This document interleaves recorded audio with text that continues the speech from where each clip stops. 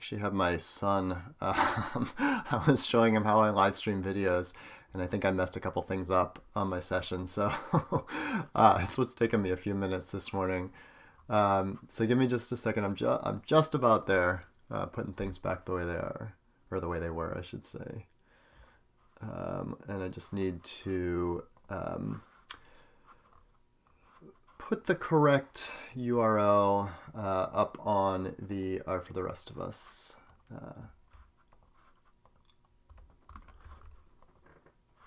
Oops. On the R for the rest of us website.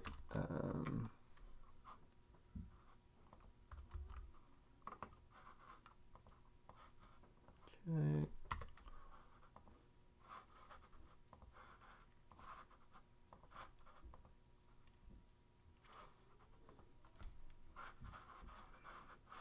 All right, so if you are on the R for the Rest of Us website, I just put the YouTube link, so that should show up for you.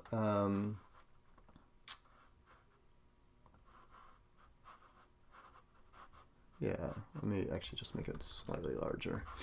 So that should show up for you so you can watch it there. I've also got the stream going on Twitch and on, let's see, Twitch, YouTube, and Twitter. So if you are joining, I kind of give this brief spiel every time. I'm recording lessons for a course that I'm releasing, I can now say this month because it's May, a course called Going Deeper with R. Sort of a second, well, it's the third course in a series that I offer. I offer a free course getting started with R, which is really fundamentals, like or really basics, like how do you download things, how do you get everything R in RStudio set up, how do you import, take a look at your data. Then I have a fundamentals of R, which covers our markdown, data wrangling and analysis, as well as visualization. And then this Going Deeper with R course covers the same three topics, but deeper. So I will be kind of going back and forth. I'm in the middle of recording the data visualization materials. So as you have, if you've been on this stream in the past, it's a lot of kind of going back and forth. I'll record something, say, oh, that's not right, I need to update my slides. Fortunately, I actually make my slides within our Markdown in using the Sharingan package, which makes it really easy to update them. So, you know, it's not going to be totally linear. It's going to be a kind of back and forth thing, but hopefully you'll find it interesting. If you have comments, questions, please put them in any of the places you may be watching this, Twitter, Twitch, or YouTube. I have a window open on my second screen where I get those. I love chatting with folks. And in fact, as I bring up my slides, I'd love to know just kind of who you are, if you are watching, and where you're watching from. So I'm going to bring up my slides, pop this over here, and I actually just need to remind myself where I stopped last time.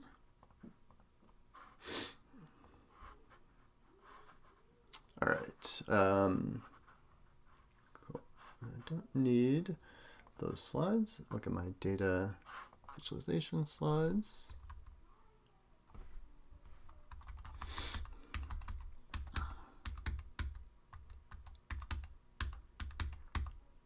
All right.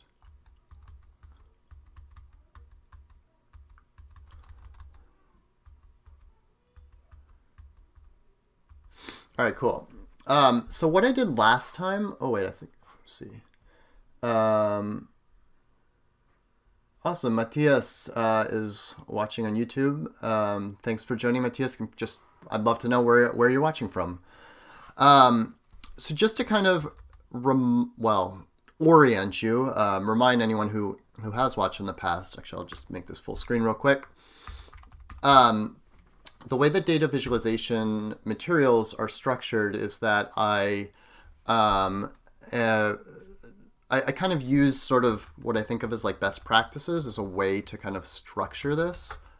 So actually I'll just really quick go down here, go all the way back. So I actually used this visualization from John Byrne Murdoch. Matthias, I see you're in Chile. Welcome. Thanks for joining. So this is a super well-known visualization at this point showing the spread of the coronavirus. So this is early on, obviously. But I use it as an example because I think it does a lot of things really well, which is why it's become so ubiquitous. It highlights findings really well, declutters, so really kind of minimizes things in order to bring out those findings. And then it also explains really well, so it uses text, it uses annotations effectively. And then it sparkles, in other words, it doesn't just use defaults, right? Like you can tell this is a Financial Times graphic. The background color, for example, the fonts all indicate, give it that kind of special Financial Times feel. All right, cool. So we talked about tidy data. I'm going to really quick go through this. Talked about how you can kind of pipe data into ggplot. We started to talk about highlighting. We talked about a couple ways to reorder. So I gave this example using the reorder function within ggplot. And then I also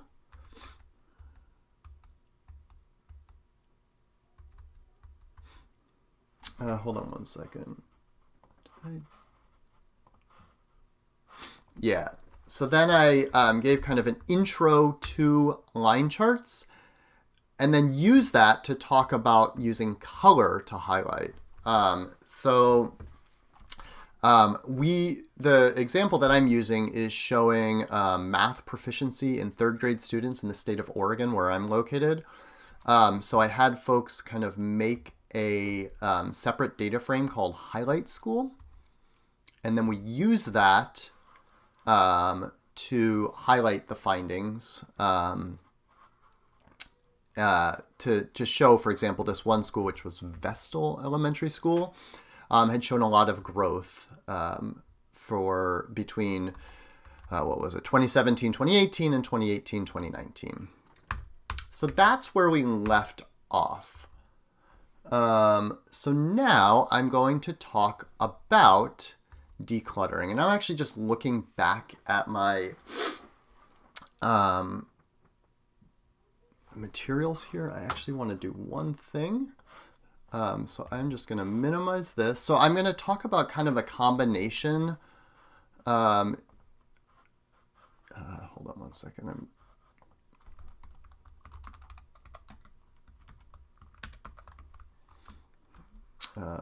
Just checking I just want to make the source. I usually make the source smaller. So yeah, I'm just making the source slightly smaller. Let me reknit that. So just looking through this, I'm talking about how, the default, just to go back here, you look at this, right? Like this is so clearly a default ggplot graphic. And there are some things we can do to declutter, to remove things, to really help our findings be highlighted. So I'm going to start out by talking about removing access titles. And basically, I'm going to be using kind of a combination of talking about what are known as complete themes, like theme minimal, as a way to just remove some things. And then I'm going to give examples of using the theme function, which gives us like fine-grained control over aspects of our visualizations. I'm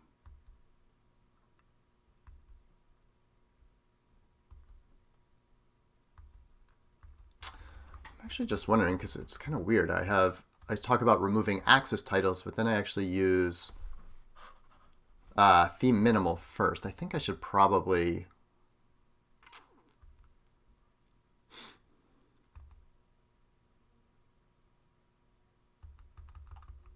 I'm wondering if I should do removing grid lines first, or even, well, actually what I'm doing is removing the background.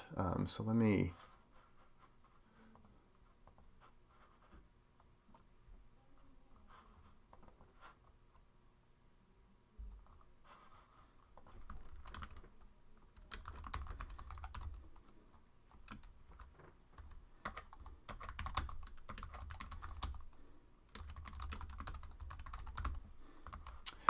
Matthias, you're asking where you can find the data set. So give me 1 second. So just to be clear, like, hold on 1 second. Let me pull it up and then I'll give you a bit of explanation. And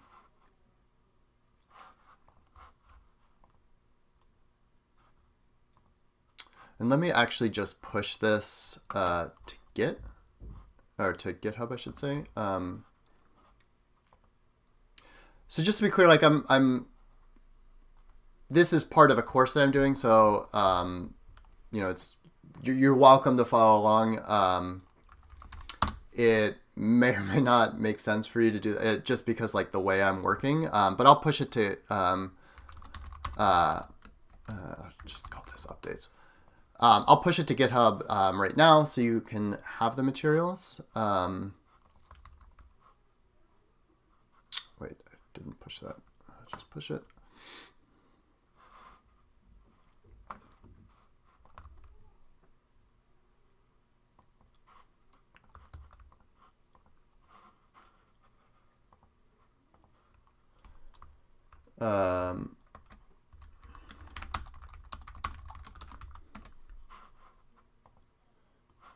So Matthias, you're going to see like the data set that I'm working with. If you actually look in the, here, I'll just pull this over real quick. The data folder, I did a section on data wrangling, and I then save things to RDS. So I'm using, for example, the third grade math proficiency.rds, and then I'm giving basically little assignments for the student, and they're working with the enrollment by race ethnicity.rds. All right, so I'm going to actually talk about removing that default gray background. So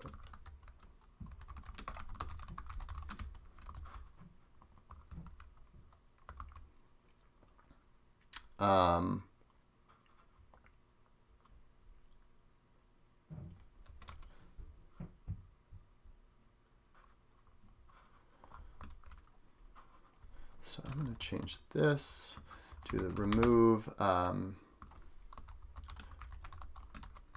axis titles.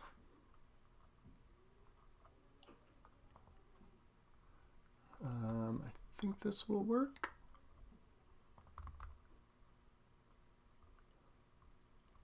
Remove grid lines, yeah. Okay, I'm just going to knit that.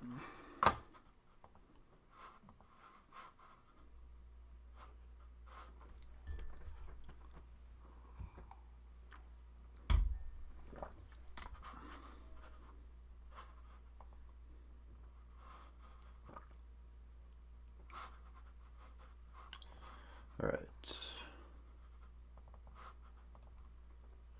Okay, this is all set. Let me refresh that.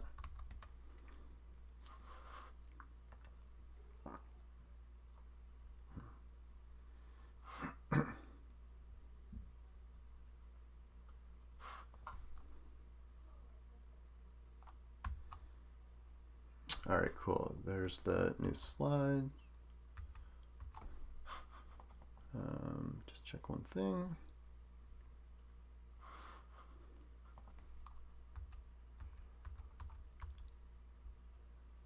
Yeah, cool. So I got the source a little bit smaller, which I want.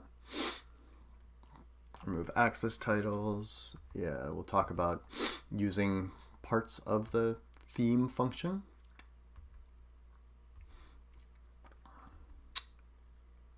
All right, cool.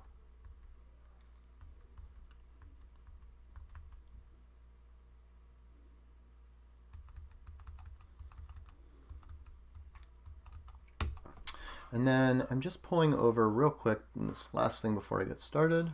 I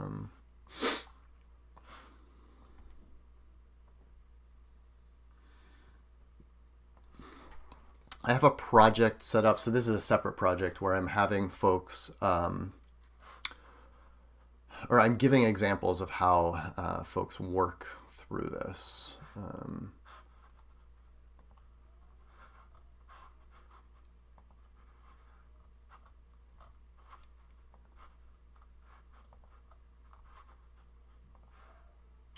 just kind of rerun this so I'm back at the point where I was before, because obviously this is going to all be edited together into a single video.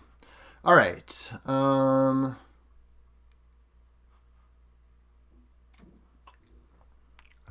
That's weird. Oh, wait.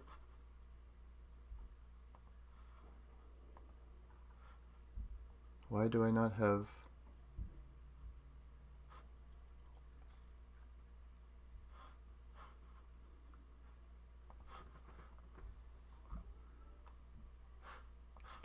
Okay, that's weird. Somehow my data folder got deleted. Let me just...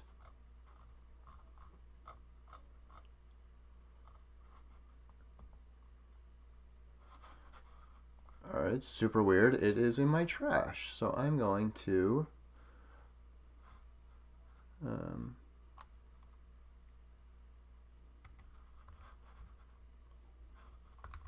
put it back, and then I promise, get started. Let's see, going deeper.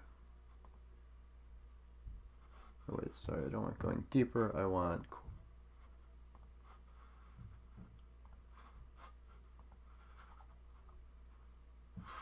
Actually, you know what? Let me just create this folder. The miracle of reproducibility is that I've written code in the past to generate this. So yeah, I can recreate that. And then again, I'll just run my data cleaning solutions file. And now I have, yeah, exactly what I need. I'm going to restart my session, and I'm just going to run this down to this point. And now it should work.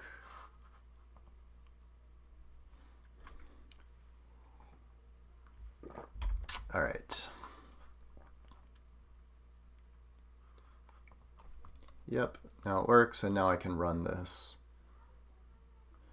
You know, it's funny, I didn't actually mean for that in any way to be a teaching point, but it actually sort of happened to be one, in that I hadn't actually... I don't know how I deleted that data folder, but it didn't matter because I had the code to regenerate it. So I didn't need it didn't matter that I deleted the files, the data files. So all I had to do was rerun it. So it's really one of the benefits of working in a code-based environment like R. So I actually need to open up my third grade proficiency. I, of course, realized I opened up the wrong one.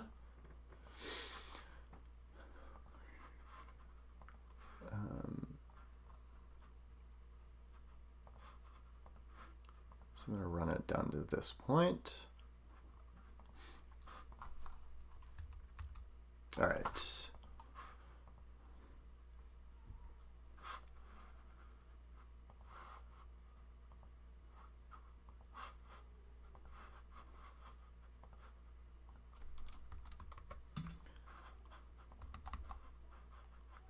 Okay, folks, sorry. I am definitely now...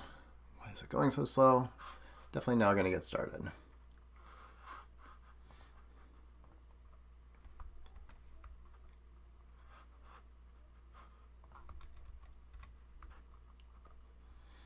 Okay, there we go.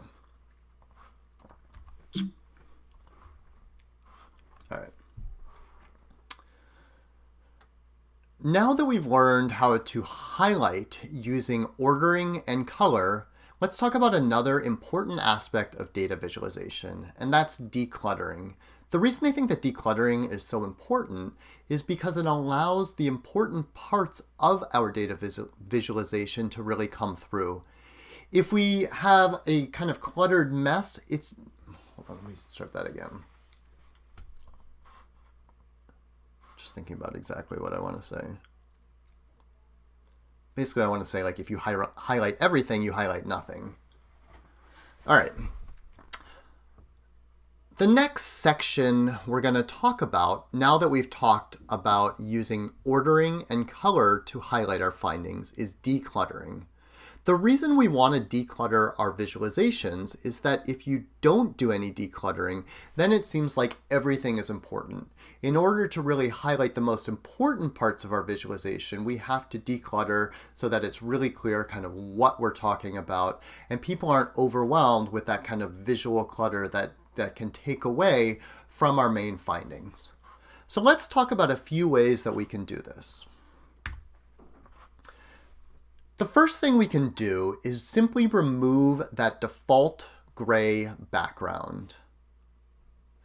I actually wonder if I should have, I think I will. I think it would be useful actually to show what I mean by that default gray background before I actually talk about how to remove it. So here, I'll pull this over here so you can see how I'm working. Whoops, I put that not in a code chunk. So I'm just going to knit that. Oh wait, I need to eval equals true and include equals true.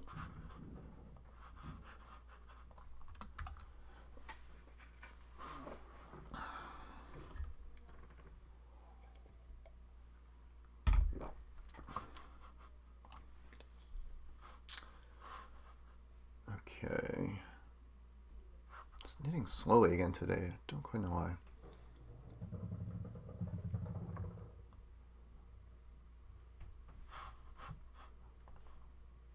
So yeah, we'll talk about removing that, then I'll pop over to the theme page. Actually, I wonder.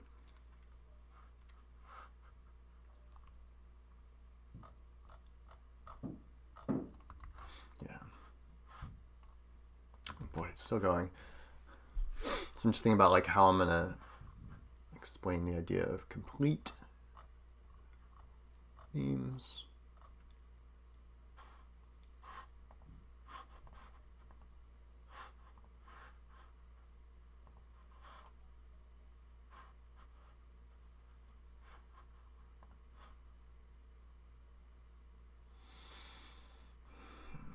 All right.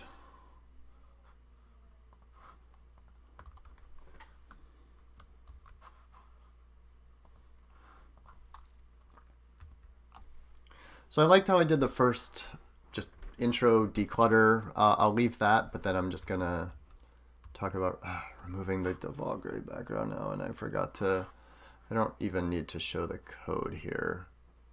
So echo equals false.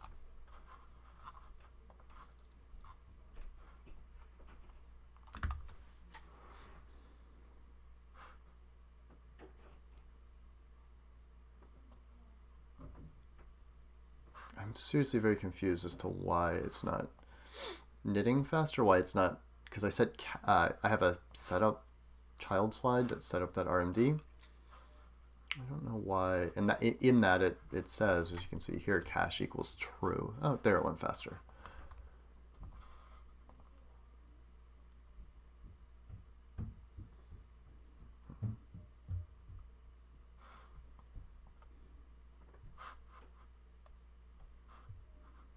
All right. Oh, of course, that is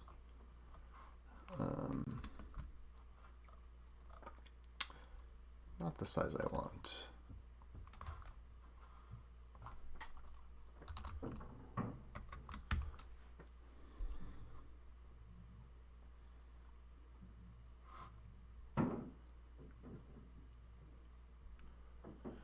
As you can see, and I've said this basically every time I stream, the process of, you know, creating a course, I mean, this will be, I don't know, 5-minute video max, and you can see it takes a little bit longer than 5 minutes to actually get everything the way I want it. All right, let me try this now.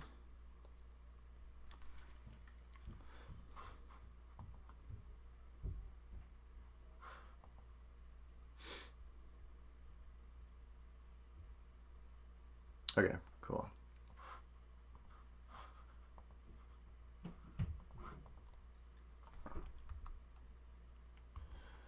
All right.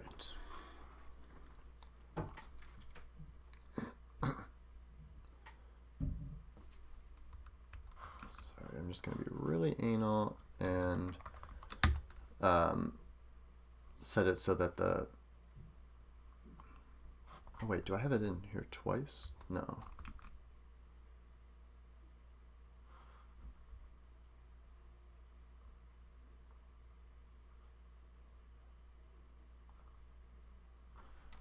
Oh, no, sorry. That was not where I want to put it here. I want to talk about removing the gray background before I actually show it. Because the problem is, as I've said in the past, again, I know whenever I put something visual up on the screen, people stop paying attention. People just look at it. And I want people to think about removing the default gray background first before they actually look at it. There we go.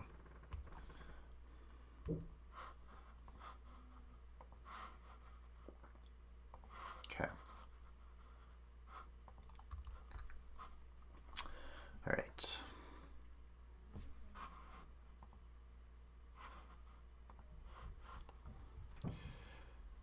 The first way we're going to declutter is by removing the default gray background from ggplot.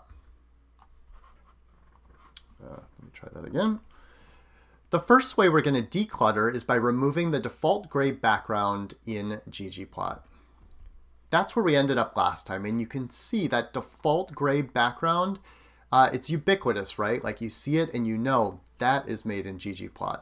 Let's remove that because, for example, you can also see our gray lines are darker than that gray background, but they still don't really show up that well. So let's get rid of that. One way we can do this, or there are many different ways you can do this, but I think the easiest way is to start with a decent default theme. So we're going to use theme_minimal, which is one of the complete themes. And I'll talk about the difference in a second between complete themes and the theme function. But just know that when you do that, it will remove that default gray background. It gives you a very kind of minimalistic look, right? So we have now removed that default gray background, and now our gray lines show up a lot better. Okay. We're also going to want to remove, same thing. I want to actually remove.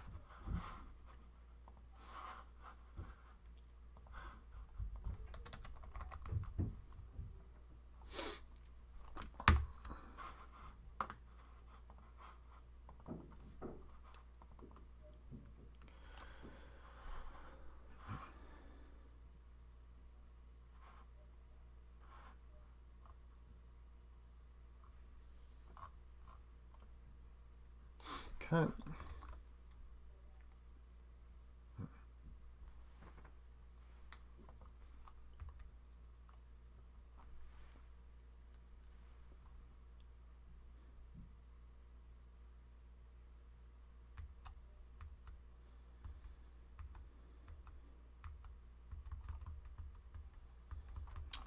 just thinking through something.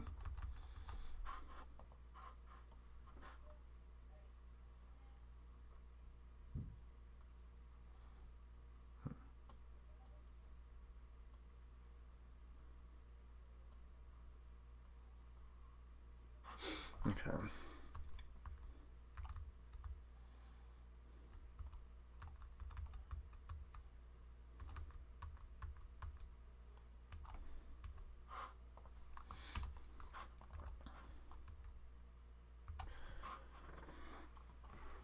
All right. The next thing we're going to do is we're going to remove axis titles. And you may think that that sounds kind of crazy because there's kind of this mantra that many are taught when they're taught kind of the basics of data visualization that you have to have axis titles. But as I'm going to show you later on, we can use titles of our graphs to effectively get rid of the axis titles and make them redundant. And by doing that, by removing them here, we'll set ourselves up later to be able to do that. The way we're going to do this is by using what's known as the theme function. I'll show you this in just a second.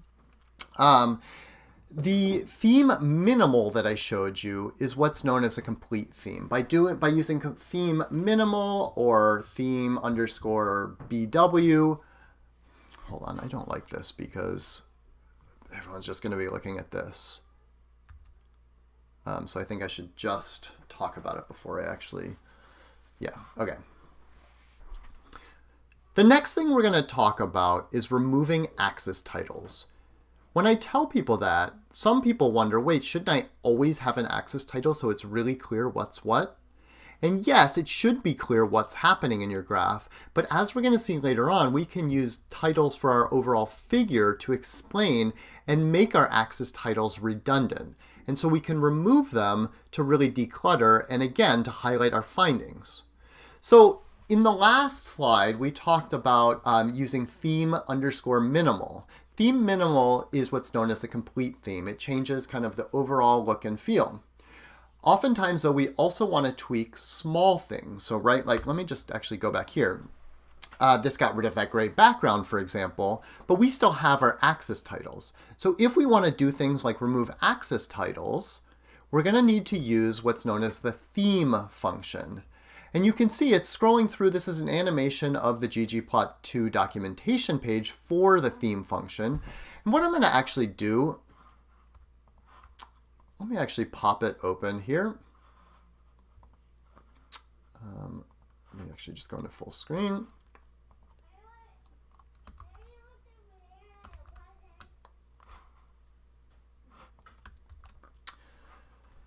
So the theme function basically allows us to alter any particular part of our plot that we want to. You can see I can scroll down, which is what I was doing in that animation, and there are a ton of different things that you can change within your theme function. The most important thing is to know,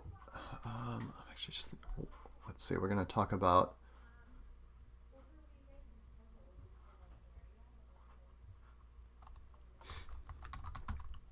to list like what are all the,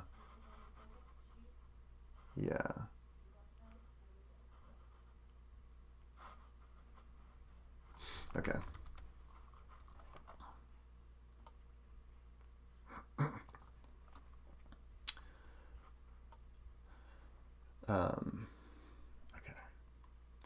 As we're going through these, it's important to note that we have to think of elements of our plot in certain categories.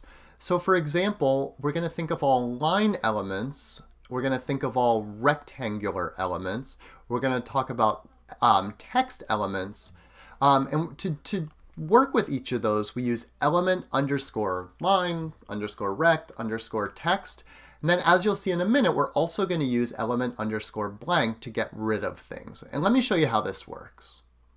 All right, let me exit out of this.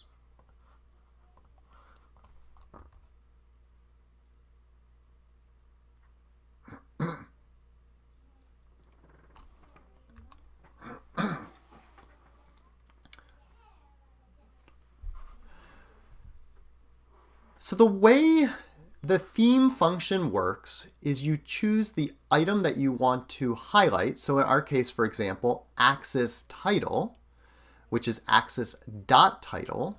So axis.title equals, and then you can change elements, or in our case, what we're going to do is we're going to use the element blank function, which will get rid of them. So you can see I can remove axis titles by using that element_blank. Let me actually copy this over here and go into my project that I've been working on. So you can see I've just added that there, gotten rid of that. I could change anything I wanted to. So for example, I could actually change this. If I go back here and I look at the help page, you can see if I search for axis.title, there are a number of options here. So let's say I just wanted to get rid of the title on the y-axis. I would do axis.title.y equals element blank, and you can see we still have it on the x. Okay, and you can do multiple of these, right? Like, well, I'll actually get rid of some other ones in a minute, but just as an example, oh, I should have thought of this before.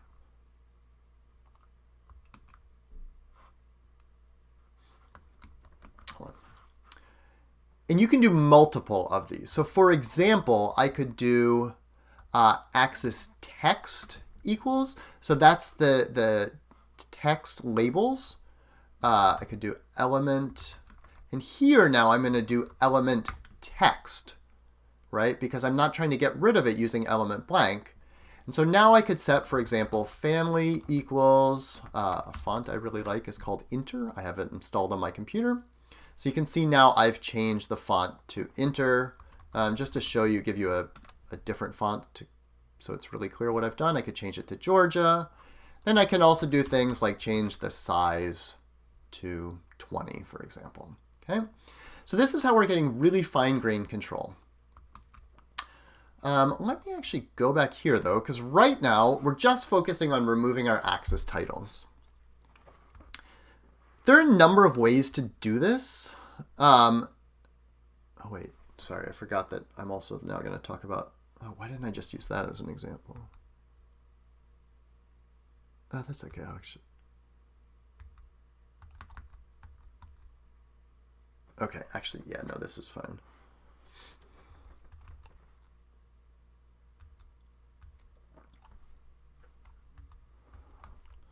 All right, I just want to do one thing here, which is to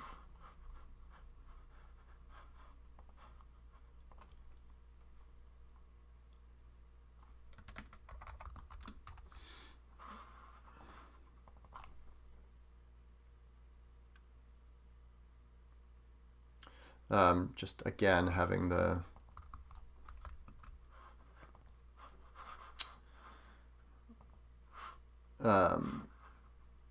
text show up before any visuals. Oops.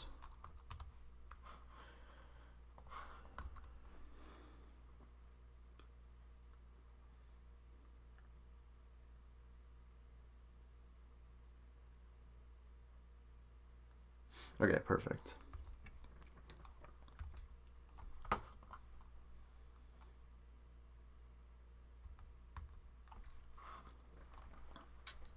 All right.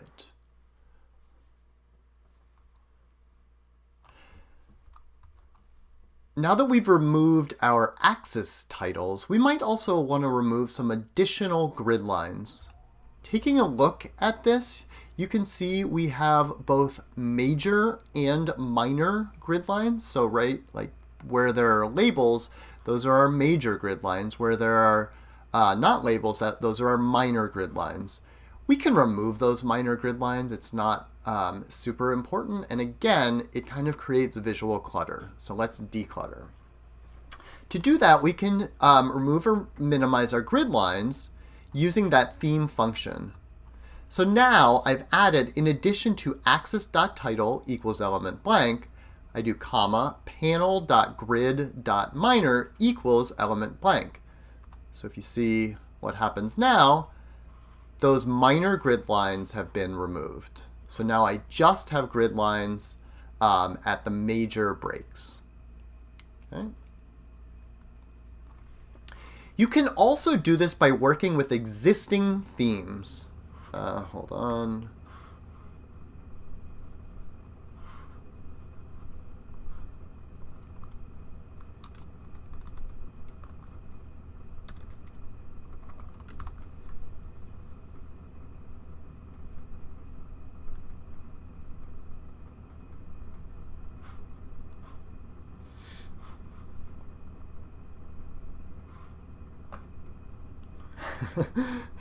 Matthias, I'm glad you like seeing about how to do presentations in R. That wasn't my intention, but I'm glad it's helpful. Maybe I should market it that way. And hello, Abu Sakara on Twitter. Thanks for chiming in. I'm curious where you're watching from. All right, let me do this again. I've mentioned this before, Matthias. I'm a former, I used to teach second grade, and I have a master's degree in education, so I've thought a lot about how to effectively teach, which is why I'm very particular about only showing things at certain times. All right. Just want to do one thing.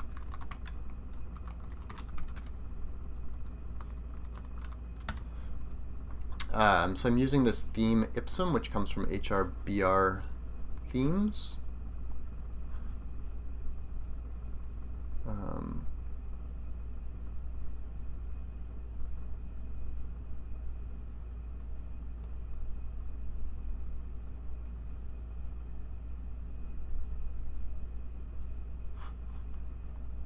Oh wait, I should do this totally differently. Hold on. Because what I'm thinking is I show using HRBR themes to remove the axis title by setting axis title size to 0, but there's no reason, I don't know why I didn't do this. So I can do grid equals, I'm looking down here.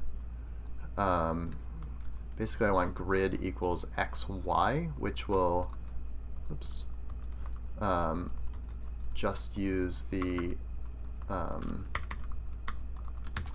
think just use the major grid lines. Let me actually refresh this and make sure.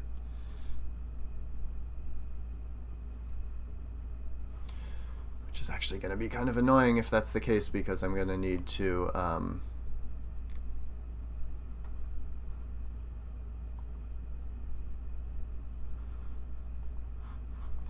go and update some other things, but let me just check.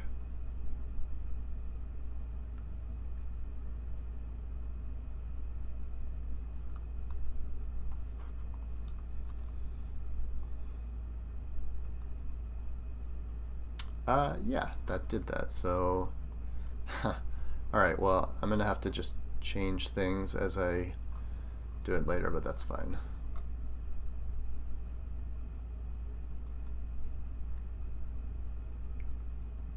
Okay.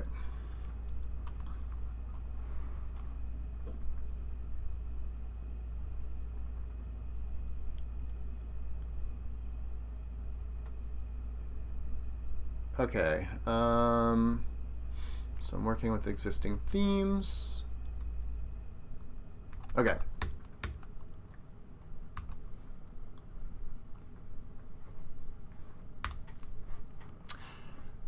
Another way to do this is to work with existing themes. In the fundamentals of our course, I introduced the HRBR themes package. Sorry, I'm actually just realizing.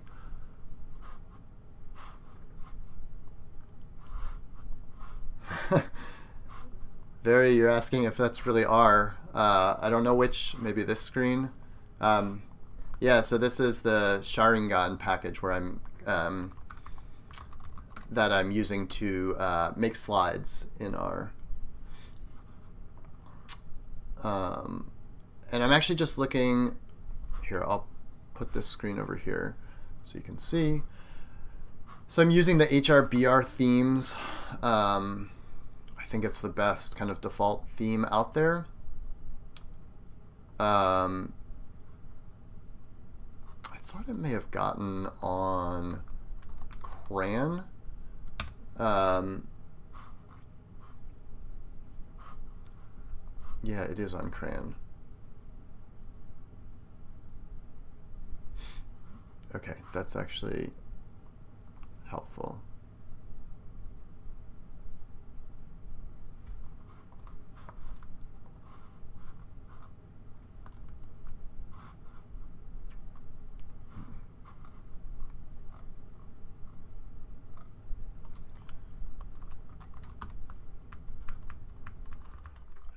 Get down to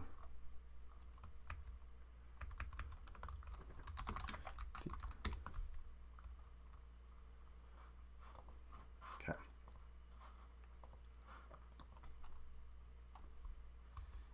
All right. Oh wait. Move that. Okay. Waiting for that to go away. Okay.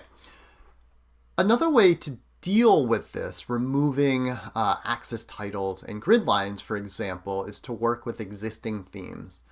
I think the best theme for this is HRBR themes from Bob Rudis. If you took my Fundamentals of R course, I introduced it to you there.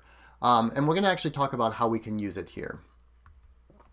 So I have already installed it, but if you haven't installed it, you'll need to do that. It actually is on CRAN now. When I made the Fundamentals of R course, it was not, and you had to install it in a different way, but just do it as you would install any other package. Install.packages, HRBR themes. Then I load it, and you can see now I'm using what's known as theme Ipsum. It has a bunch of built-in themes. This is kind of the most basic one. And theme Ipsum has a number of different arguments, which I'll show you in a second. But here, for example, I'm going to use two of them. So I'm using axis title size, and I'm just setting it to 0, right? So that will remove it. And then grid, I'm doing capital X, capital Y. What that does, it'll set major lines to show on our x-axis and on our y-axis. If I did lowercase x in addition, so like capital X, lowercase x, capital Y, lowercase y, that would show all of our grid lines. So when I do this now, here's what I end up with. You can see it's basically the same thing. It does actually use a different font. I think it's Roboto Condensed, but it's basically the same thing, right? No axis titles and only major grid lines.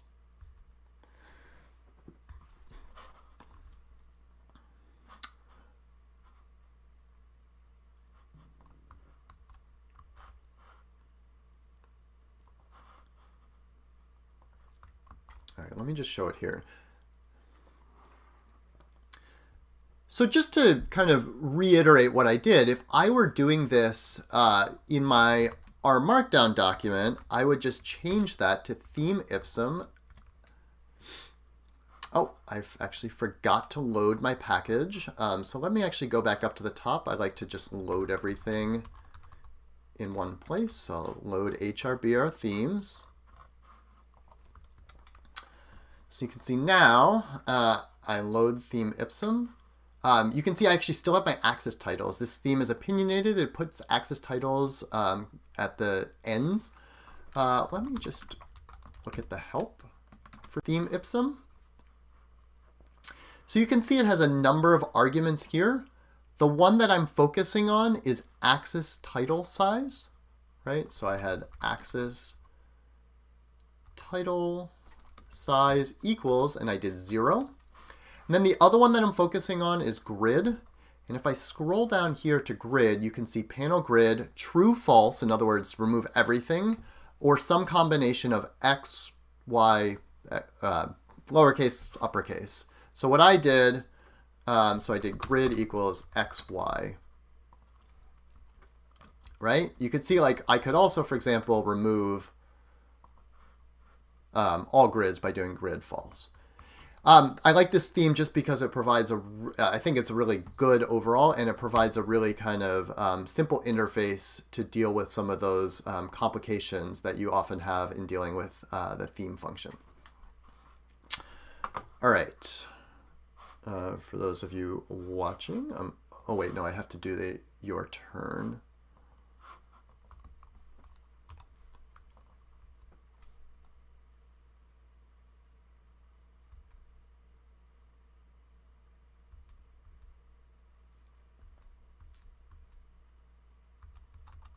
Okay.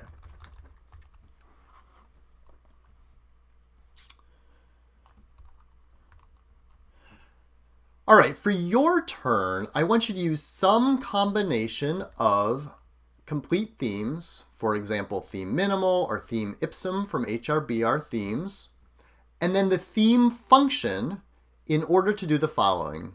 Remove axis titles, remove or minimize your grid lines. Hold on. Let me just do that again. So for your turn, I want you to use some combination of complete themes. So for example, theme minimal or theme Ipsum from HRBR themes and the theme function. And I want you to do the following. I want you to remove your axis titles and remove or minimize your grid lines. Feel free, in addition, to take a look in particular at the theme function and do some other things, play around with it, see what else you can do using that theme function, because you can end up doing a ton to tweak your graphs exactly to your liking. Okay.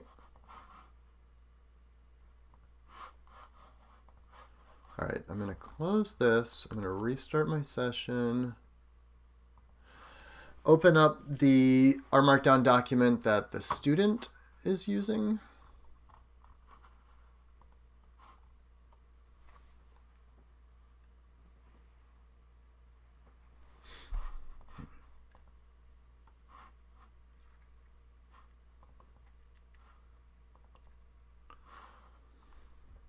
And I just want to get it down to the point where the student was.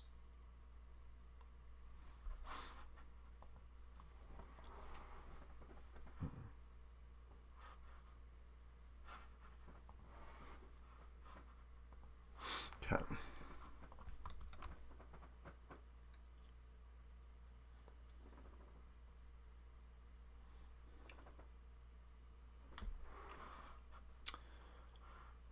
All right.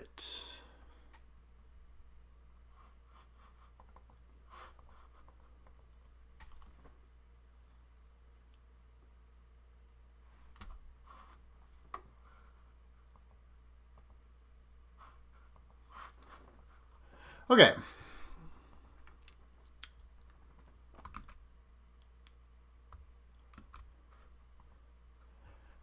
All right, here's where you left off last time. This is the graph that you made highlighting one school, one district, which was Douglas ESD. So let's first begin by removing. Oh, I need to update my instructions.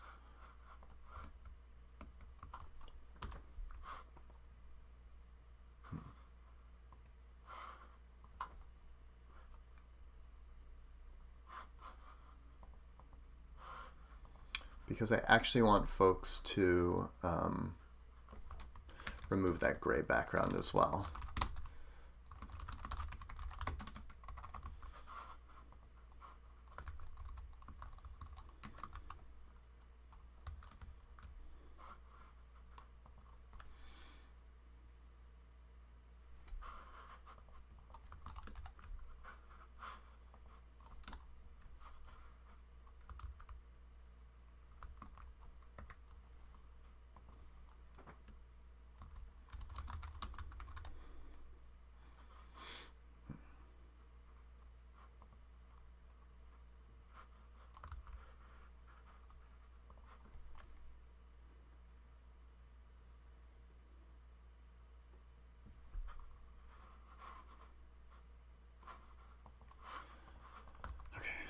So I'm going to have to re-record the your turn.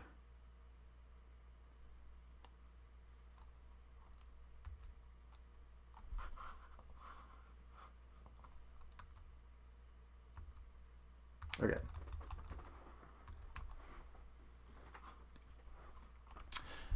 For your turn, I want you to use some combination of complete themes like theme minimal or theme ipsum and the theme function. And I want you to do three things. I want you to remove the gray background. I want you to remove your axis titles. And then I want you to remove or minimize grid lines. This is kind of the minimum of what I want you to do.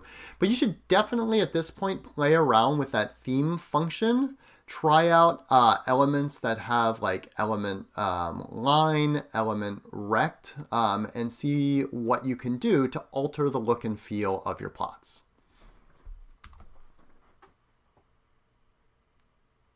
Okay.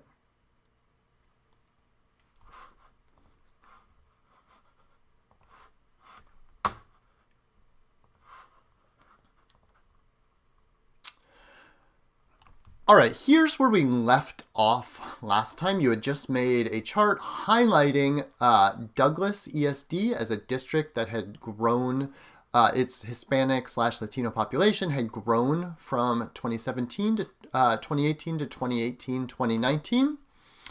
So let's first remove that background. And I'm going to do this. I'll start out by using just theme minimal. Okay. Great. And now I'll add my theme function. So I'll do axis title equals element blank. So I'm removing my axis titles. Now let me go ahead, whoops, not axis. So I know these things because I do this a lot, but definitely refer back to that theme page on the ggplot website that I showed, and I'll put a link to that. So theme, I want minor y equals element blank. I'm going to remove minor axes. Okay. And then I could, if I wanted to play around with other things, for example, I could do panel grid. So I would do, if I wanted to like change, actually, let me say if I wanted to change the color of the Y major grid lines. So I need to choose what type of element it is. It's a line. And I can do color. I'm American, so I'll just do COLOR equals, and I'll use that hex code, which is a very light gray. Actually hasn't really changed it very much, but just to kind of show you what actually happens, like if I change that to color red. Not what we want, but you get the idea. So there are all sorts of things that you can do here. Yeah, and hopefully that gives you a sense of how to deal with all these. Let me run that again. Okay. All right.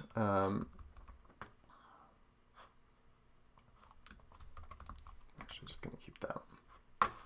All right, let me stop the recording for this lesson.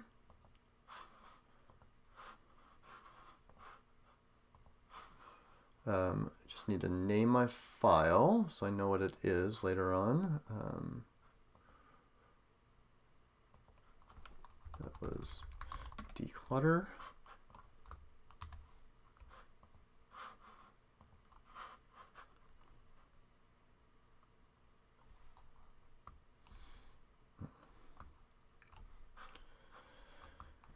Okay.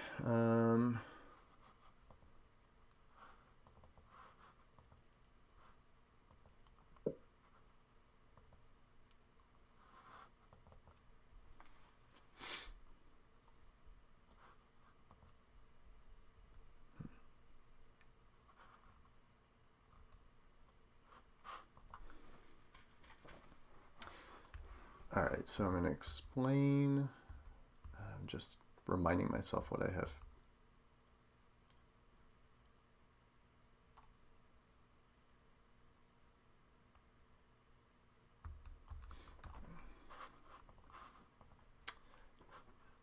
So I'm just starting off by talking about the scales package, which I love.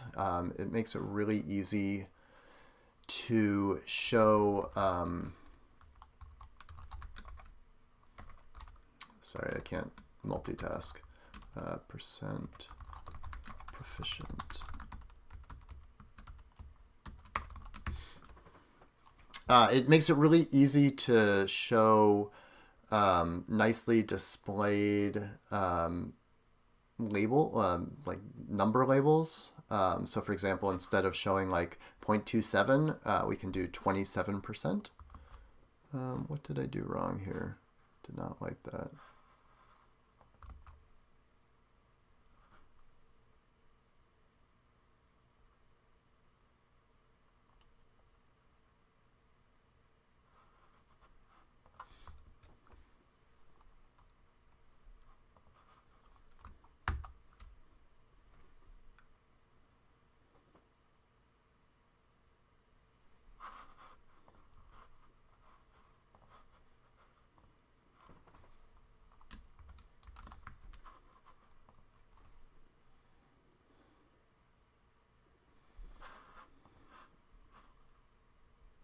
Okay, why does it not like that?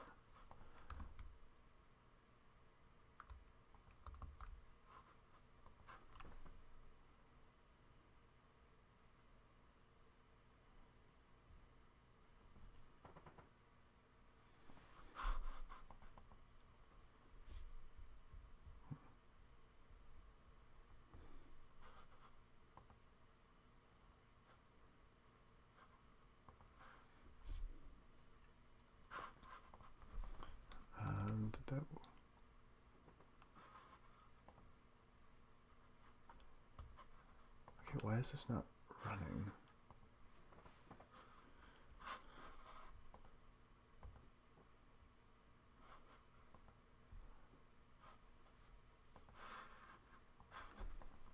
Okay, I'm super confused as to why this doesn't work. Oops.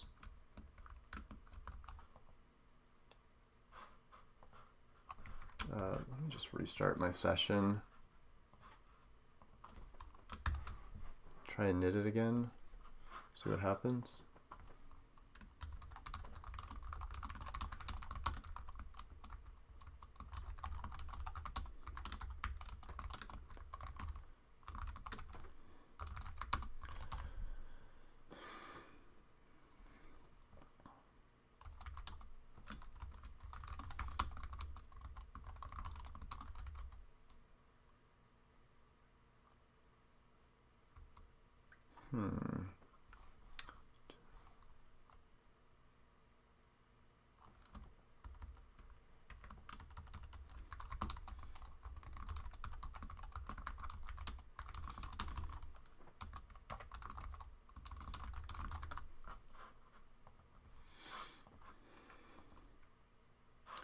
If anyone watching has an idea what the heck is going on, I would love to know, because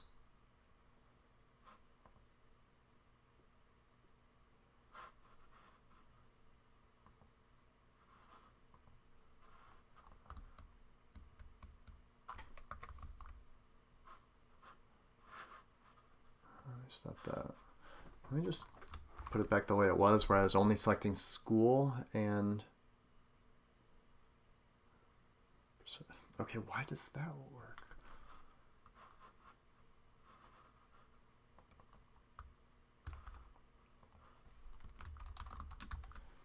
Try that.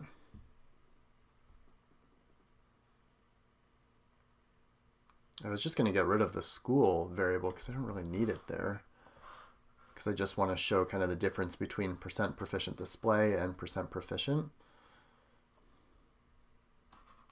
All right, that worked. I don't know.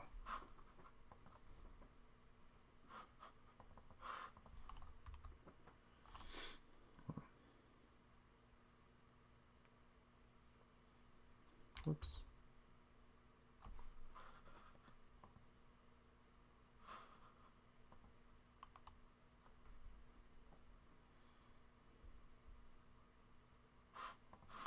Try one more time and see if it works. If not, I'll just go with it as it is.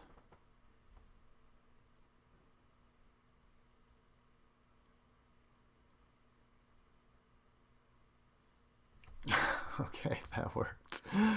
I genuinely don't know.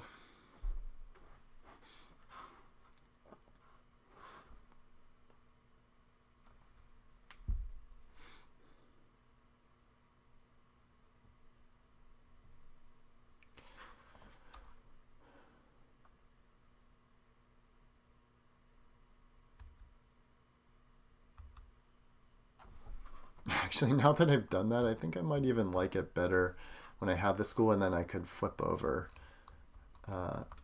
So I'm just going to reknit it.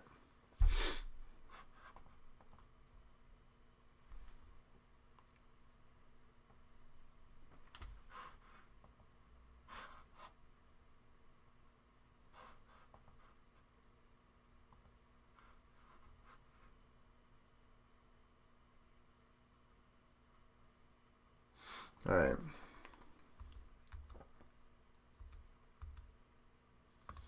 Refresh this.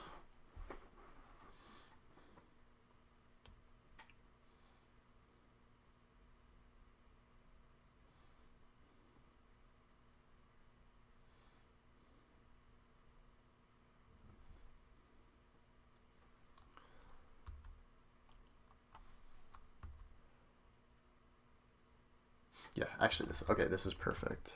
So then your turn. Make a...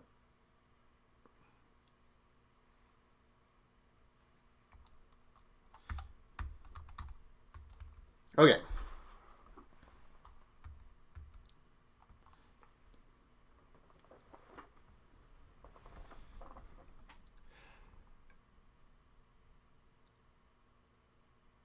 just thinking. Okay.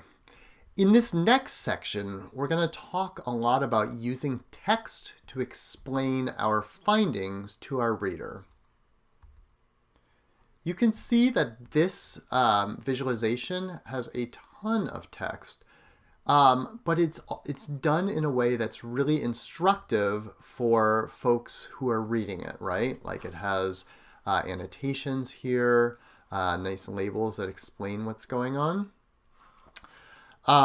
So let's talk about how we can replicate elements of this to make our visualizations as effective as possible. We're going to begin by using the scales package. It's one of my favorite ones that I use, and it helps in particular to get nicely formatted values. So let me give an example. Actually, I want to show the problem first.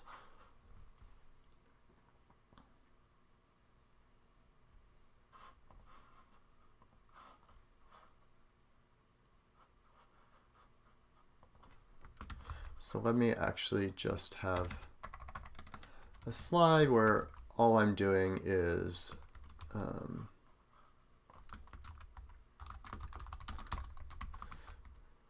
showing what our highlight school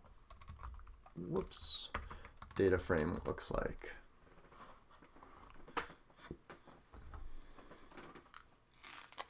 Take a bite of banana while I wait for this to knit.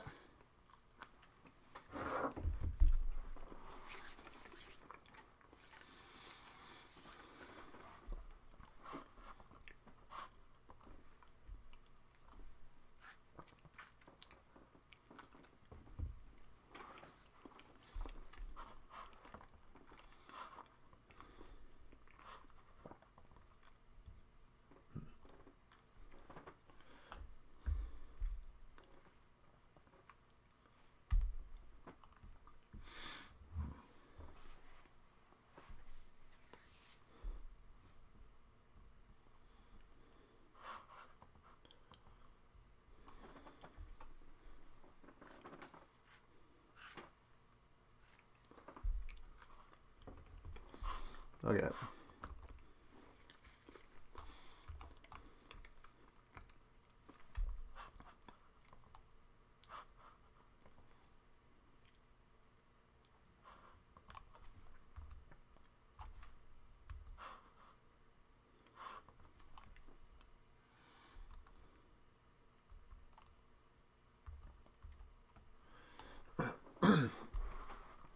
All right. One of my favorite packages for explaining things is the scales package.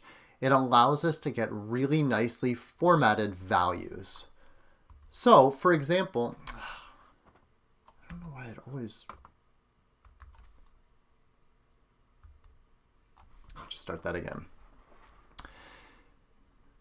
One of my favorite packages to use when explaining with text is the scales package. It allows us to get really nicely formatted values to display in our visualizations. So, for example, as a reminder, I created this highlight school data frame. And in it, I had Vestal Elementary School. The most important thing to look at is this variable here, this % proficient. If I want to display this, it's not going to be very good. Like I don't want to put 0.28, right? Like I'd rather put 28%. You could change this text directly, but it's actually going to be even easier to do it by using the scales package. And let me show you how. So I'm going to do this. I'm going to do library scales, and then I'm going to create the highlight school data frame again by just using Vestal Elementary School. Then I'm going to use mutate, and I'm going to create a new variable called % proficient display and have it be equal to, and here I'm using the % function. What that does is it enables us to take a value like this that is technically a proportion, in other words, from 0 to 1, and convert it into a percent. So I have to tell it which variable to use. So I want it to use percent proficient, and then the accuracy. In other words, how many digits after the, why can I not talk right now? How many decimal places? Let's see, let me go back. So I'm going to recreate our highlight school data frame. So I'll start with third grade math proficiency. I'll filter to only include Vestal Elementary School.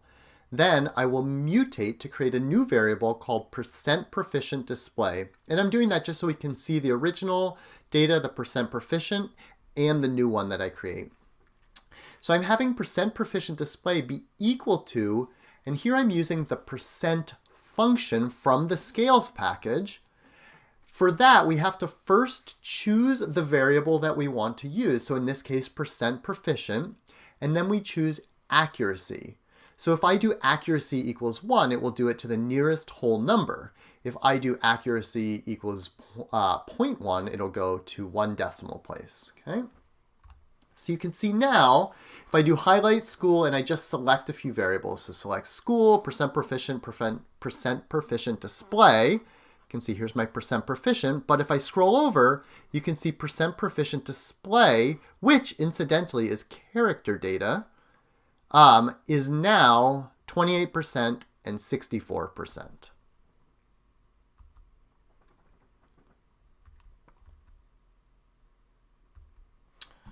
Sorry, I'm just thinking through something. I was wondering if I had in this lesson, yeah, I don't think, no, I think I'll just do the your turn. Okay.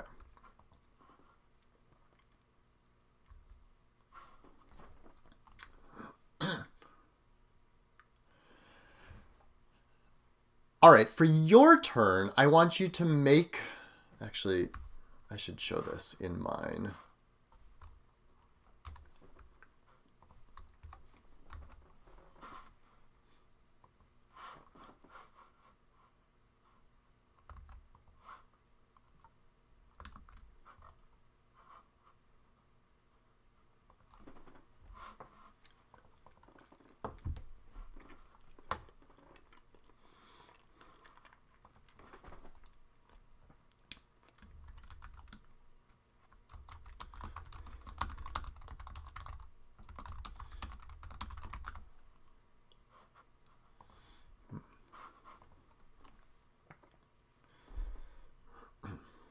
Okay.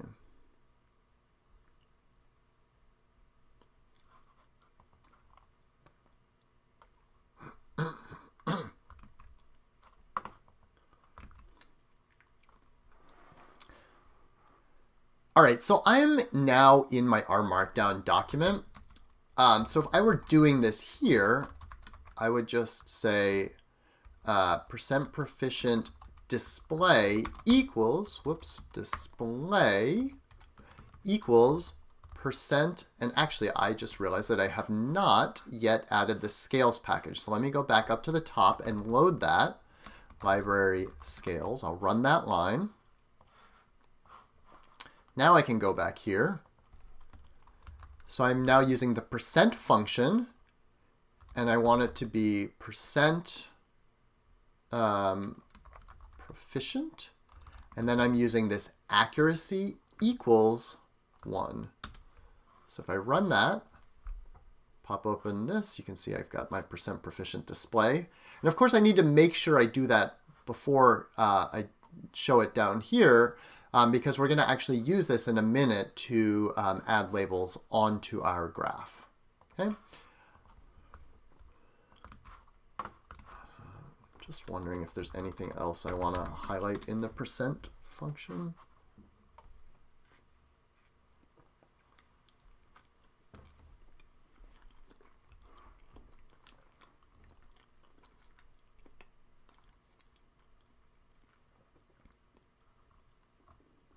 Yeah, I think it's fine for now.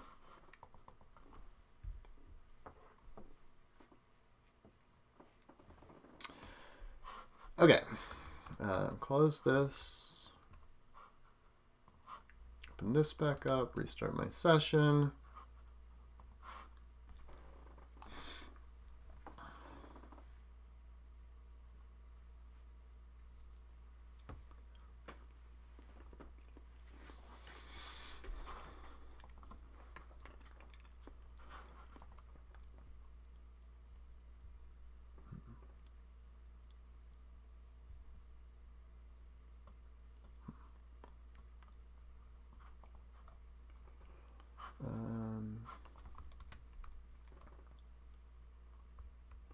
Okay.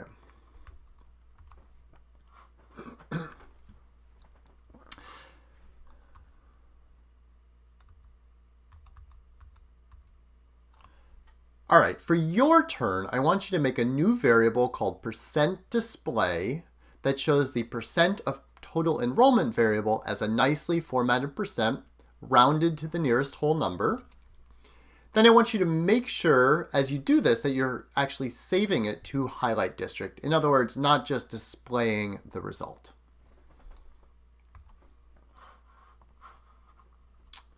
All right, let me walk through the solution.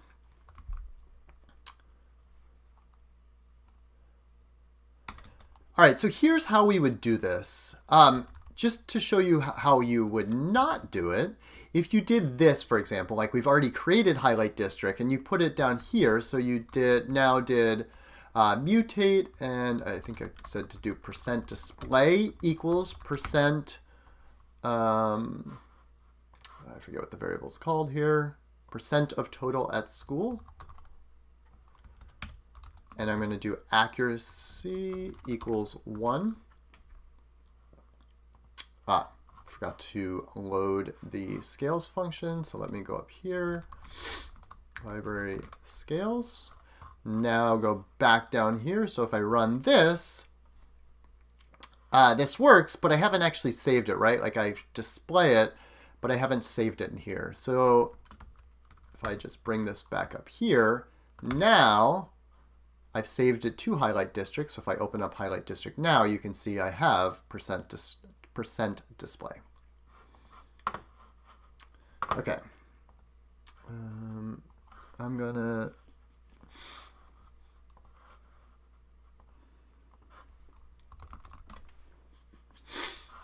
stop that. Let me restart my recording. I think I have time to do one more lesson today.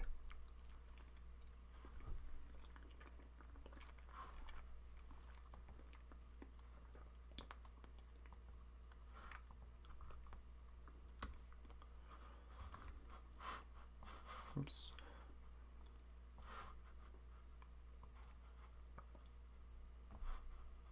I'm actually getting some simultaneous questions about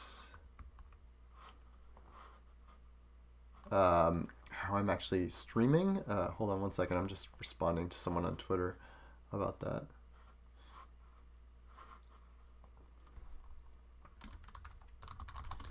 Have a chat.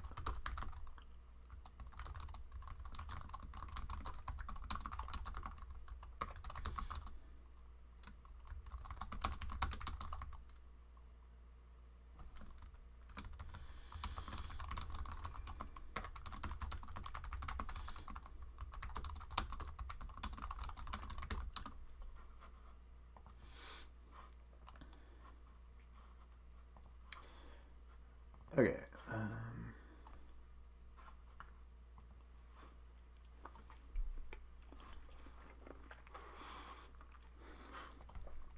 All right, let me see. So now I'm talking about using direct labeling.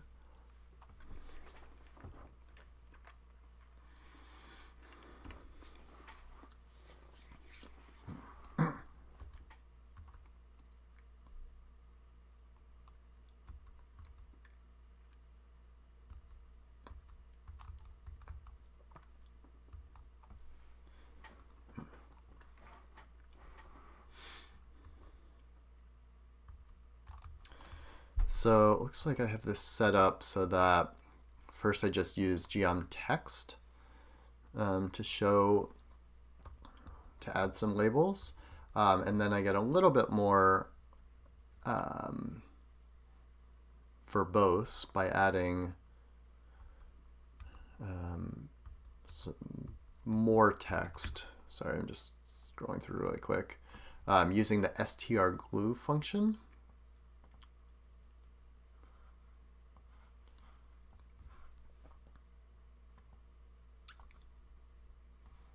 Yeah.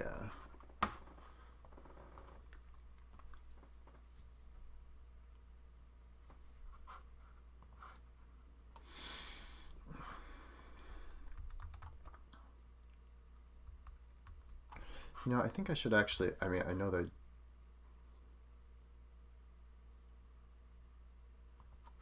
do this a lot, but I actually think this is a perfect place to bring in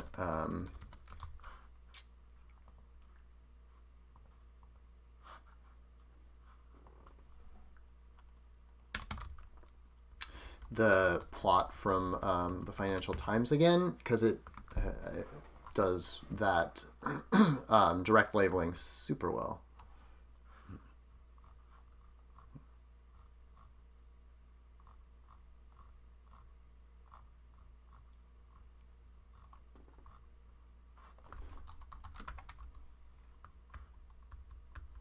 Just wondering, I can't remember where I set the, where I defined, oh, there's my orange. Oh, I think I wanted to make it slightly lighter or something like that on this slide.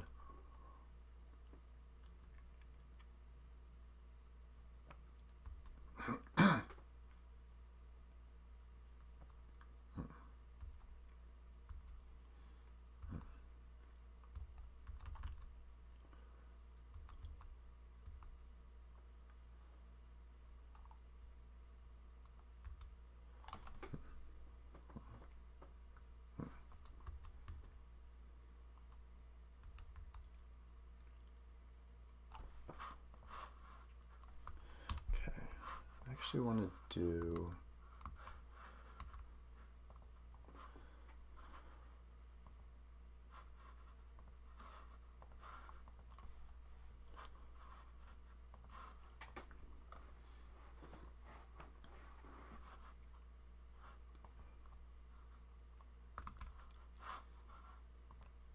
actually want to start doing a little bit more where I'm first working in our markdown in our studio directly and then showing the final code.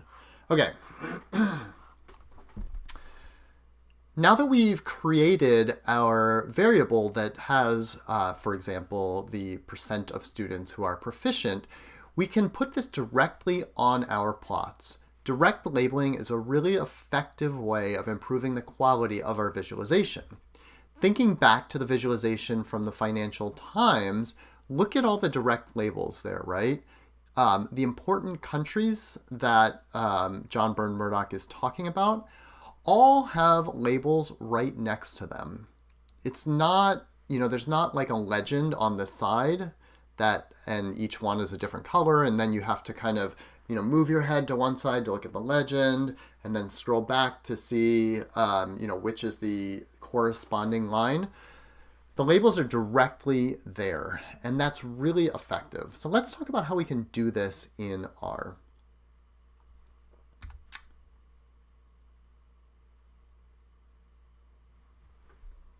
I scrolled too fast to the next one, which I tend to do.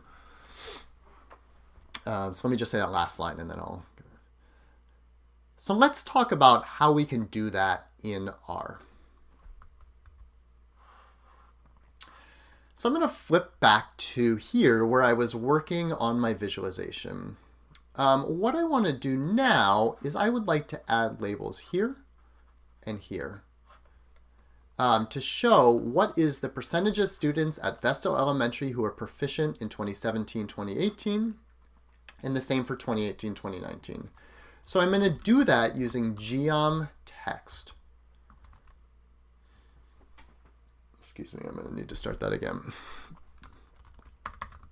All right, so here's where I was last time. what I'd like to do is I'd like to add direct labels that show the percentage of students who are proficient in each of these 2 years. And I can do that because I created this highlight school data frame, and just pop it open real quick. I'm now going to use this percent proficient display. Okay, so I'm doing G on text, and for this I want data to be equal to highlight school. Oh, I should.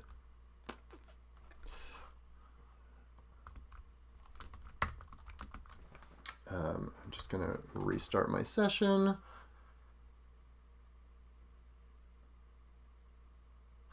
I'm going to run that again. I forgot to restart my session, and it had the students' work.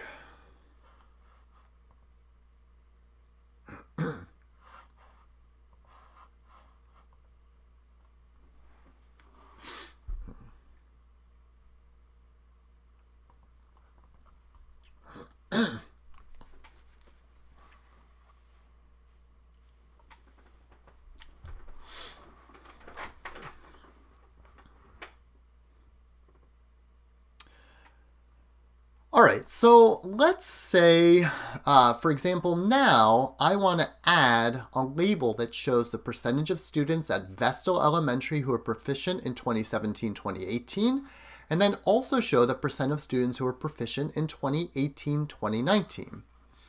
I can do that. First of all, just as a reminder, I created this highlight school data frame, and I added this line to create this new variable, which is percent proficient display, which is what we're going to use. So now I'm just going to add another layer, and I want this to be geom text, right? I'm going to add text. So I'll do data equals highlight school. Same thing, I'm going to do inherit AES equals true. In other words, it's going to use the same aesthetic properties here. And you might be thinking, wait, I really want to use percent proficient for the Y. Don't I want to use percent display? And that's a common confusion when starting out, but it's actually not what we want to do. What we instead want to do is we do want to use percent proficient for Y, but it's the label, in other words, the text that we want to have show up as percent proficient display. So now I'm going to add, I can either add it here, so I could do label equals percent proficient display. And if I run that, whoops, I have to run this whole thing. So now you can see, because I've added an additional aesthetic property here, I have added the labels exactly where I want them, right? Like if I were to try and change that to percent proficient display, it's going to give me an error. Well, first of all, it says not found because it doesn't exist in the 3rd grade math proficiency. But even if I put it here, it would give me an error because percent proficient display, as a reminder, is actually character. So you see if I highlight over, it tells me it's character. Okay, so let me run that again. Let me just do a couple things to make it a little bit nicer. So you can see it shows up exactly on the point. So to deal with that, I'm going to use the nudge x function, which will help us to nudge it slightly to the x. You could also use hjust here. I'll use nudge x. So if I did, for example, I'll just pick 0.5. I often end up just kind of playing around. Okay, that's way too far. Definitely don't want it to be nudged that far. What it's done, because our the data on our x-axis is categorical, is text, is character, so 2017, 2018 with a dash in the middle is just being treated as text, as a character value. Same for 2018, 2019. If I do 0.5, it goes halfway in between because this is the first item and this is the second item. So in order to do less, like if I did, for example, 1, this 28% will go exactly here. Let me run that. See, it's gone exactly there. Now I don't want nearly that much. So let me actually focus, and in fact, I want that 28% to go on the other side. So I'm going to do minus 0.06. Let me try that. That looks pretty good, right? Just on the other side there. Okay, cool. But my 64% is not where I want it. I'd like it to be over here, so it's a little more visible. So what I'm going to do is I'm going to do C, and I'll do 0.06 like that. So what that's doing is, because it's now two options, the first one, the minus 0.06, will apply to the 28%, and the positive 0.06 will apply to the second one, the 64%. So if I run that, cool, that looks good. I might even add, it's a little close actually. I could do like 0.08, something like that. All right. Now, the last thing I'd like to do is I want the color to be consistent. Because I've already defined RRU orange up here, I can just say color equals RRU orange. There we go.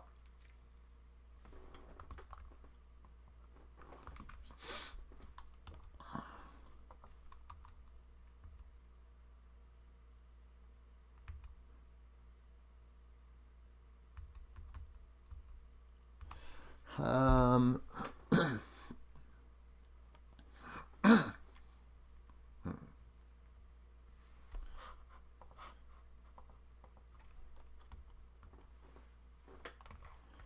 just going to leave it. I think I'll just edit out that 0.8 because it just looks slightly different depending on the aspect ratio.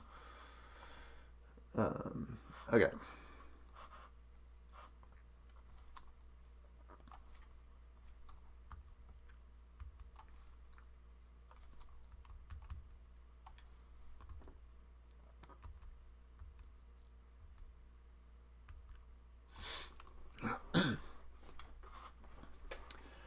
All right, so here you can see I now have the same code.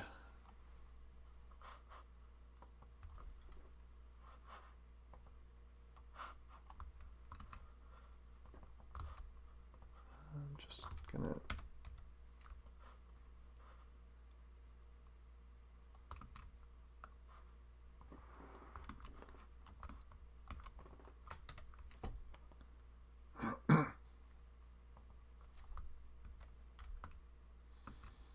I don't know why I changed it to a lighter version. Maybe I felt like it wasn't showing up well enough previously. Just look for a previous example. Yeah, it's a little dark.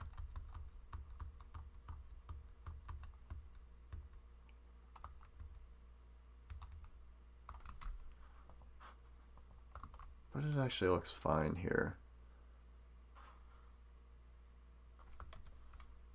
Oh wait, I don't think I ran that again. Let me try and run that again. Yeah, okay. All right.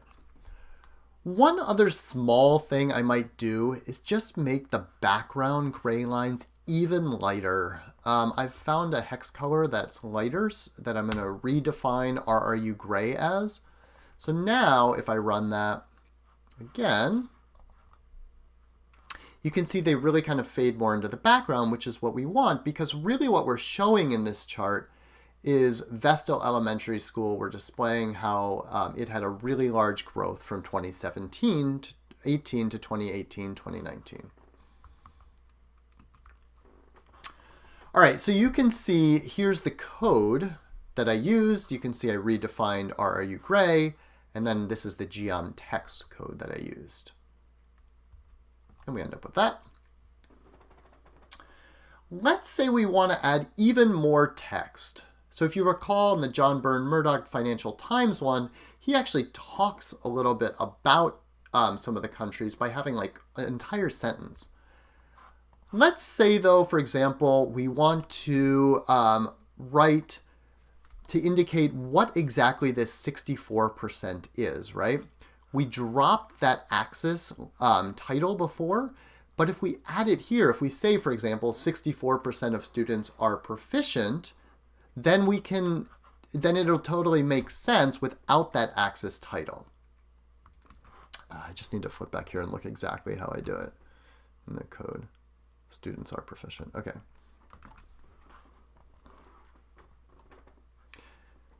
So let me think about how to add text here. And I don't need to put it in both places. Like if I just put it here, for example, in that 64%, then it'll be really clear what's going on. So let me go back up to my highlight school data frame, and let me make a new variable that's going to enable us to have that. Hold on, gotta look at how. Yeah, okay.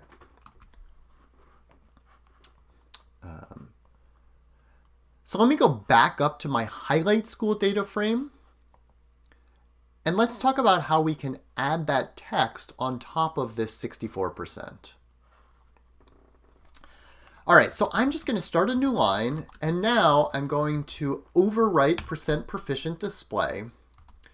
And basically, in looking at it, what I want to do is if it's 2018, 2019, then I'm going to add, then I'm going to say 64% of students are proficient.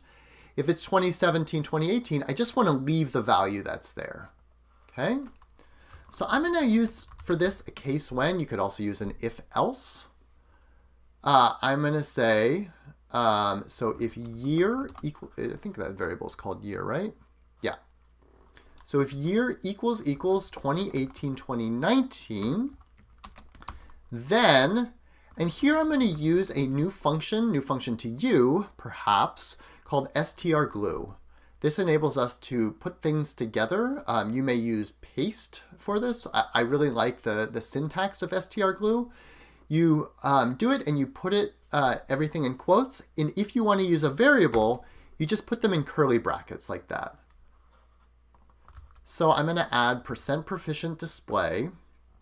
So that for 2018, 2019 will mean that's 64%. And then I'm going to add text are proficient. So what that's going to mean for 2018, 2019 is it'll say 64% of students are proficient. And then I can do year equals 2017, 2018. For this, let's just keep %proficient display. Okay, so let me run that. Now when I open Highlight School, you can see 64% of students are proficient. I actually need, okay, perfect. I did get it.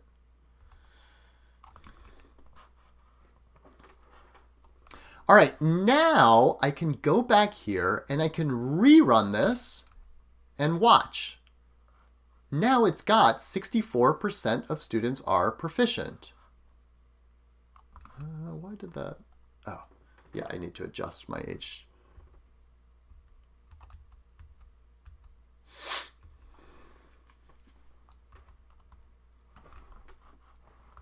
All right, let me try that again. Yeah, actually, I'll just start it as right as I ended. So the issue, though, as you can see, is that this is now not nudged enough. So I'm going to actually change this. I often like to use HJust. So just as an example, if I did HJust equals 0, let's see where things end up. They end up on the right. So that looks starting to look pretty decent for the 64% of students are proficient. But let me, I'm going to have to deal with this just a little bit for the 28%. So I'm going to do C equals 1, 0. So in other words, watch what happens. 28% goes on the left. That looks pretty decent. 64% of students are proficient. You see it's getting cut off. When I actually display it in, it really depends on the width of our chunk here. So for example, if I did fig width equals 10, whoops. I ran it again. You can see now it actually shows up. It's not cut off, it's just cut off in terms of the display.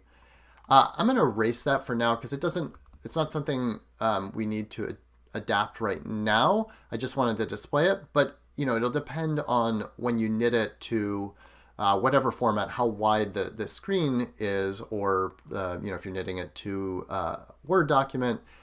It just depends on the width of your document. In any case, it almost certainly will show up. It's just the particularities of the screen here. Okay, so I run that, and that basically looks good, minus the cutting off. Right, so just as a reminder, here I have percent proficient display, and then I'm creating, or I'm overwriting that variable using strglue. And now I've made a slight adjustment here in the final version to my HJust. And you can see now I have added my direct labels.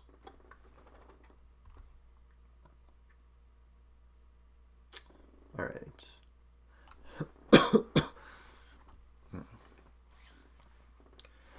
All right, for your turn, I want you to add text to display the percentage of Hispanic/Latino students in Douglas ESD in 2017-2018 and 2018-2019.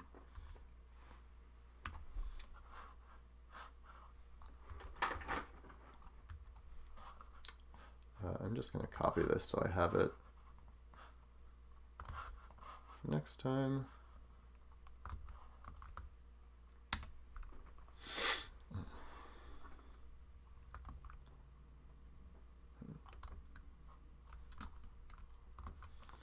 Okay.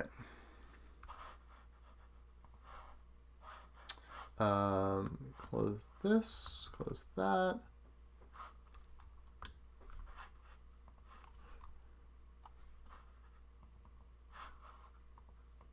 Okay, why is that not opening up? Restart my session.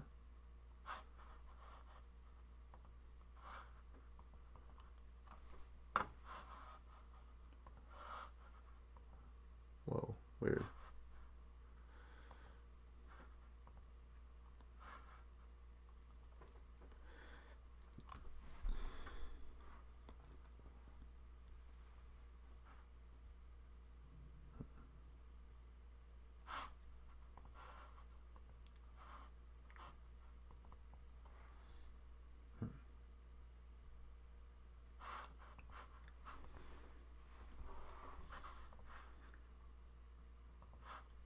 Okay, there we go.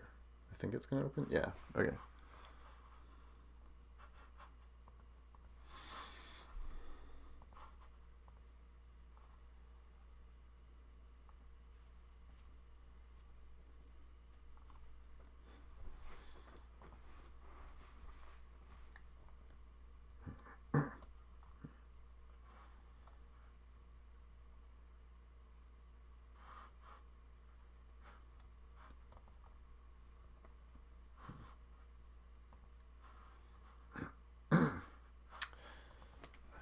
All right.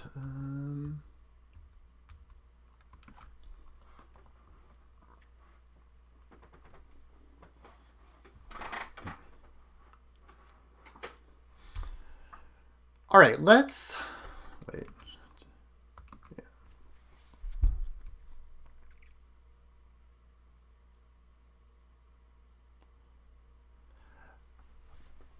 Okay, let's add text to each of these lines. So, not to each of these lines, there's only one line. All right, let's add some direct labels. We want to add a percent that to the 2017-2018 and 2018-2019 to each of those. So I'm going to do G on text, data equals highlight district. In fact, I can even just copy this because I know I'm going to want to use the same, whoops, aesthetic properties, and I know I want things to be blue. If I tried to run this right now, I can't do that because I don't have I didn't set my label aesthetic property.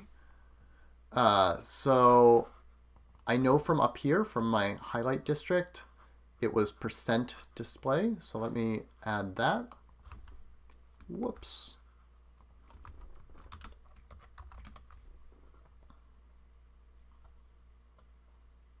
All right, cool. Let me do a few things. Let me first just add some text here. So kind of the same thing that I did before. So not just straight numbers. Oh, and actually, you know what? I forgot to add my plus sign, so that's why I was not getting the theme minimal and theme functions added on. All right. So I'm going to add some text. So I'm going to change my % display to equals case when. So if year equals 2018, 2019, then, and I'll do % display, and I'll just say % display Latino students. And I could even here do true % display. So in other words, if it's not 2018, 2019, and there's a value, then make it just keep the % display. So if I open up highlight district, you can see it's 0% there. Okay. Now let me go ahead and run this. All right. So I've got my values here, but they're right in the center of the observation. So I'm going to need to do some nudging or HJust. Let me do HJust equals. I'll start out like that. And I really, to be honest, I end up just kind of playing around with numbers until I get the exact one that I like. Actually, that looks pretty decent. I think I'll just keep it like that for now. I might make some small adjustments later, but I'm pretty happy with that. All right.